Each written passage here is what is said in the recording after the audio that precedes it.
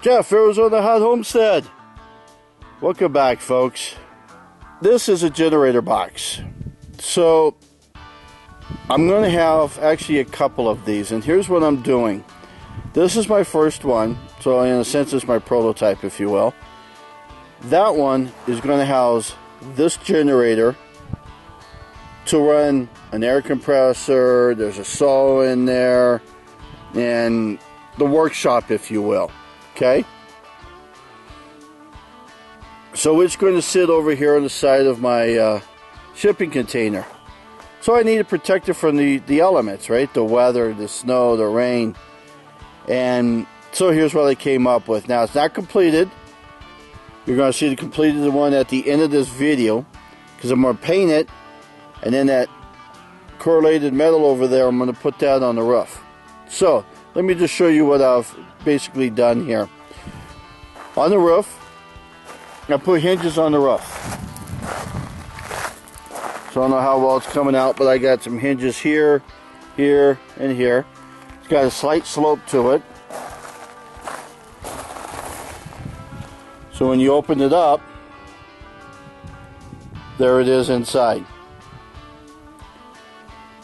Now on the inside here, I have in the corners 4x4s, okay?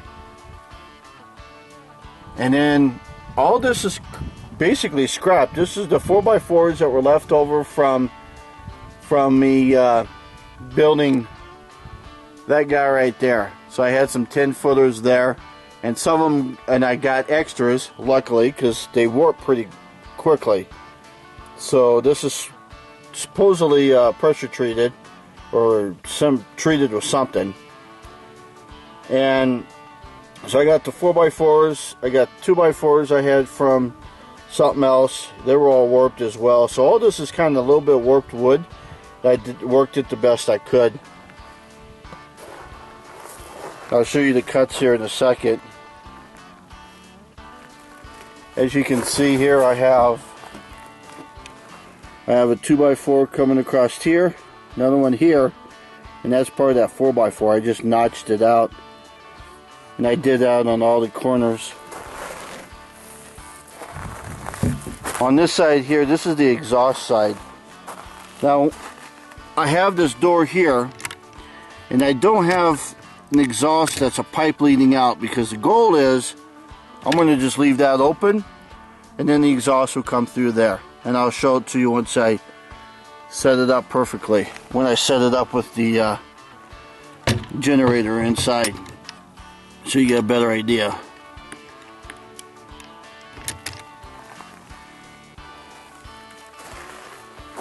The front, put a couple more latches on the front so the whole thing opens up front. That's so I could get the generator out so I can maintenance it. And then this side is the same thing, and this way I can do the choke right here, and I can pull it.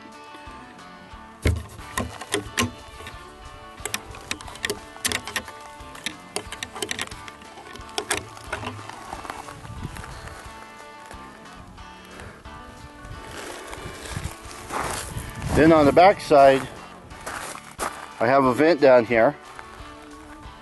Now the reason why I don't have vents elsewhere is because the exhaust area is going to be kept open when in use. This side here, the pole side, will be kept open, and that will give you plenty. So now let's look at the 4x4 and how I cut it. I notched out this so the 2x4 will sit right inside and be a perfect fit. But on the top, I notched it down here. Then I basically turned it over and notched it again here. So I notched it here, turned it over, and notched it here. That way I could rest my 2x4s on this and still connect them all together. Then I used a nail gun to basically nail all the 2x4s and 4x4s together. And that's basically how I framed up the generator box. It's pretty simple. I put a little 2x3 on the back here just to raise up the back a little bit to give me a slight slope. These ends here are just to help give the 1/2-inch OSB some support.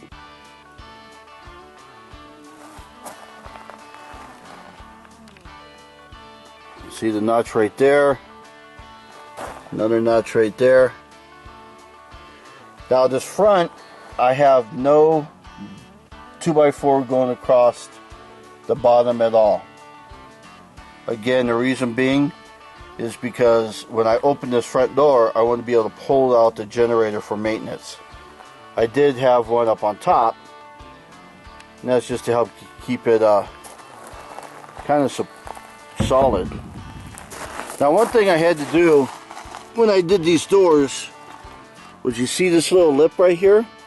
I just took a spare piece and I just screwed it on the back, so I had some piece so that when I went to close it, it would stop. So it's a nice little stop.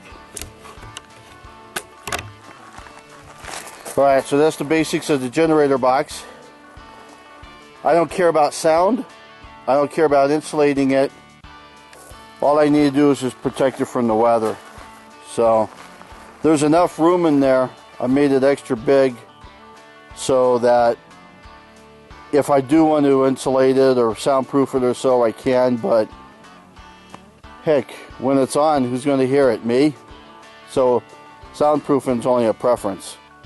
So anyhow, now I got to paint it, and then I want to put that corrugated metal on the roof here, and then I'll put it in its place and put the generator in. I'll show you that. The generator box is now completed.